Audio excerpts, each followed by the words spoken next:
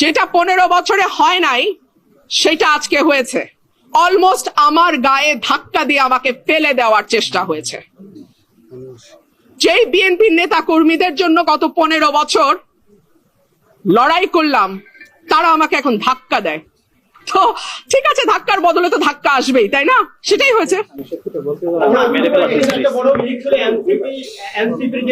আমি অ্যাকচুয়ালি সত্যিটা বলতে গিয়ে আমাকে প্রায় মেরে ফেলার মতো একটা অ্যাটাক করা হয়েছে। আর যদি উনি না থাকতেন কিংবা আমার ভাই শুভ না থাকতেন তাহলে হয়তোবা ওনারা আমাকে মেরে ফেলতেন, এরকম একটা অবস্থা হয়েছে। আপনারা তো সবকিছু দেখছেনই, অথচ আমার দোষ ছিল, আমি সত্যিটা বলতে গেছি। নির্বাচনের আগে একটা সীমানা নিয়ে যদি এইরকম আচরণ আমরা দেখি নিজের দলের মধ্যে, who knows নির্বাচনে কি হবে।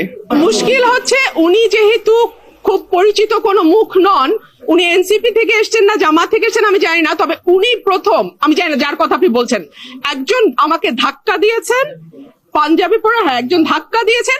তারপরে আমার লোক তো বসে থাকবেন, আমি তো একজন মহিলা, এবং পরে যখন আমার লোকজনকে মারধর করেছে আমার লোকজন জবাব দিয়েছে। সিম্পল।